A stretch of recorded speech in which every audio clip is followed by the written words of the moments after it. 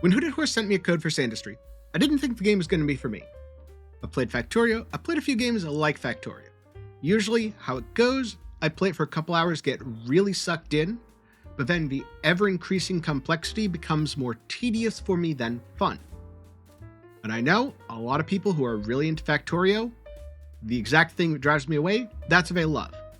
That said, Sandustry is Factorio meets Noita, where instead of just building the factory because the factory needs to grow, you're also doing all of these really cool interactions between the different pixels or materials.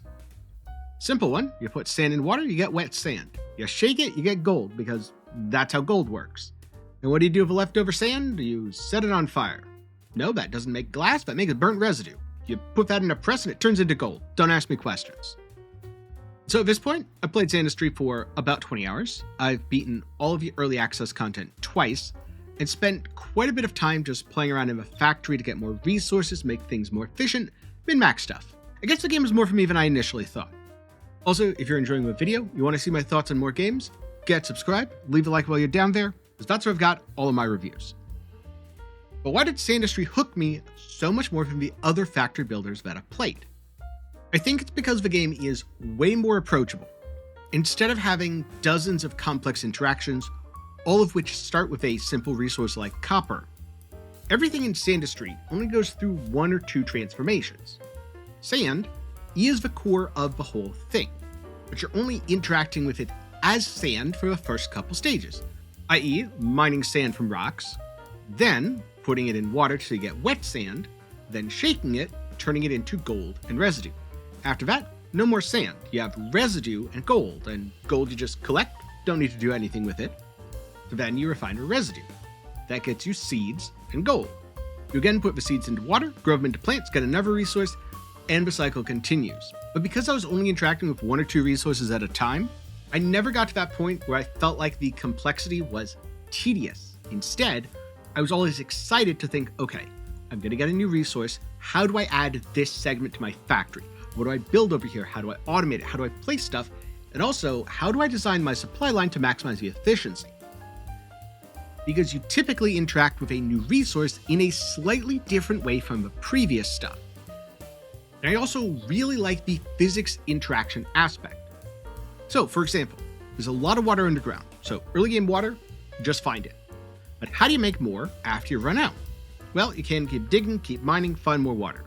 Or you can use a cryogun to make snow, use a flamethrower on the snow, this melts it, turning it into steam, and have just enough overhangs that when all the steam evaporates into the sky and comes back down as rain, it all gets funneled into the sand pit, therefore wetting your sand or wetting your seeds. Similarly, when I first found lava, the game was like, no, you cannot just grab this stuff. Alright, I get it, it's too hot to handle. Instead, I used some physics interactions to get to the surface, and then I used lava to power all of my devices, including my forge.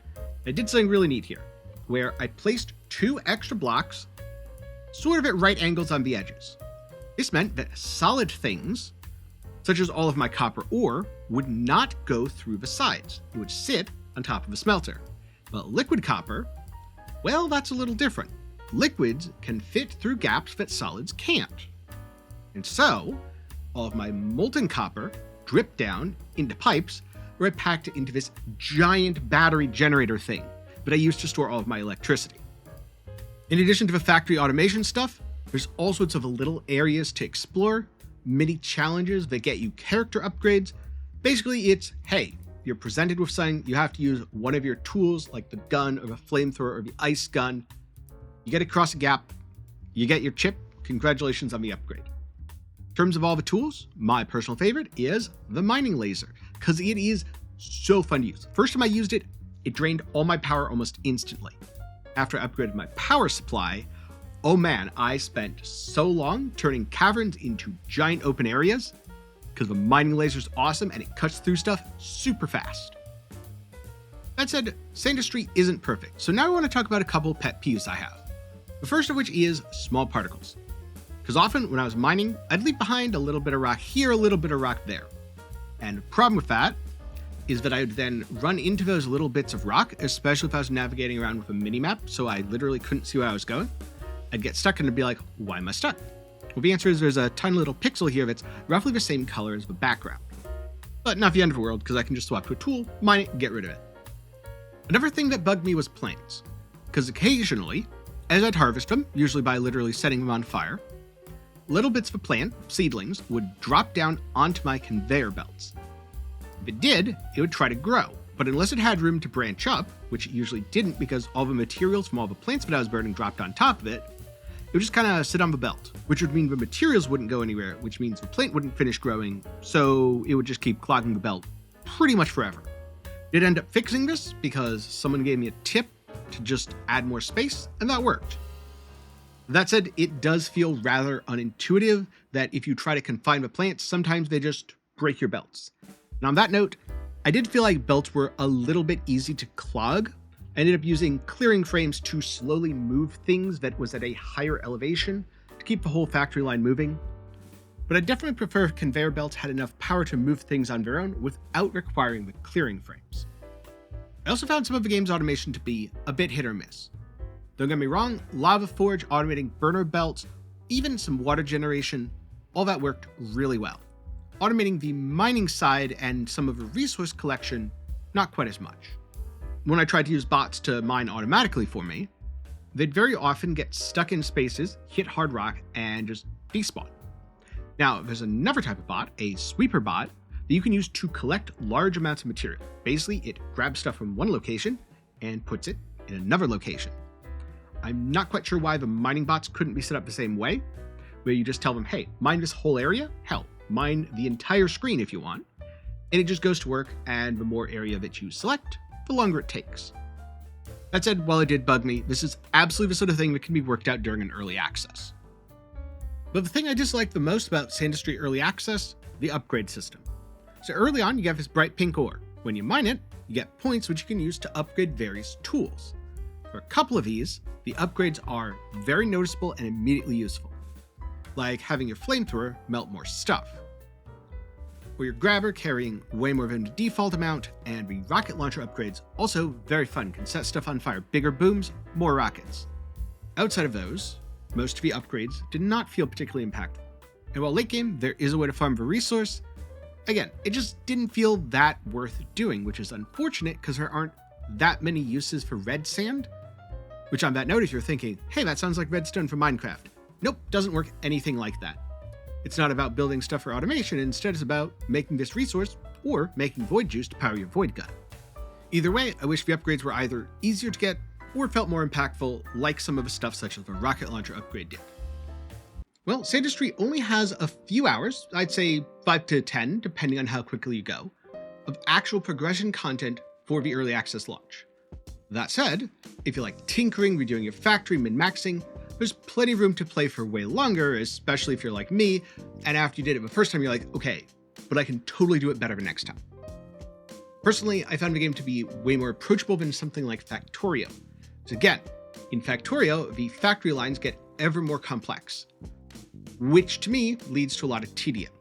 That said, if you play Factorio, for that ever-increasing complexity, you might find Sandustry to be a bit simple for your taste, because each of the materials that you interact with only have a couple of things that you can do to them. And after you've done that, it's time to move on to the next tier of material and find the new interactions, which is pretty easy because you can just mouse over stuff, and I actually like that, because as fun as it is to figure things out on your own when you get something cool, for some of these, it would be a little bit tedious and unintuitive to actually have to figure it out without that hint. Also, if you're looking for something to do, one of the achievements is get 1,000,000 gold. That's going to take quite a long time or a very efficient factory setup. You can also go around capturing these little critters. They don't do that much. Most of them just light up, look cool. But a couple of them are actually useful. You can use one to generate power, another to generate water. This is not Pal World. It is not about making an animal slave labor base to getting all the resources. This is mostly a factory automation game. But it's neat that the critters are there and they do at least something useful occasionally. So if that sounds up your alley, then much like me, you're probably going to have a good time with Sandustry. And if you pick the game up using my Nexus link down below, a portion of your purchase will go to me, and that helps support the channel so I can make more videos like this. That said, if you want a fully finished, complete game with all the interactions and all the progression, then I recommend holding off for now, because this does feel earlier in the early access process where a lot's going to get added later. I don't think the character of the game is going to change. It's still going to be about mining resources and transforming them through all sorts of cool elemental interactions, but there's just going to be a whole lot more to do. And I suspect it's going to go in a crazy direction because some of the resources that I was unlocking towards the end, I was literally farming aura, and then I unlocked 2 new resources that are basically this bright rainbow shit. No idea what it does, but it's probably going to do something cool in the future. But yeah, that's my thoughts on Sandustry. If you want to see my thoughts on a couple other games, check out my review for Beast of Reincarnation. Didn't like that one as much, but there's still some cool things here and there. Or my review for Corsair Cove, another game from Hooded Horse, which I enjoyed quite a bit. Those will be up in the card and down below. And of course, you can find all of my reviews over on my Steam curator page. I'm definitely going to be playing Sandustry more in the future as it gets more content, so look forward to that. But for now, thank you very much for watching to the end. I'm glad you've enjoyed, and I'll see you in the next one.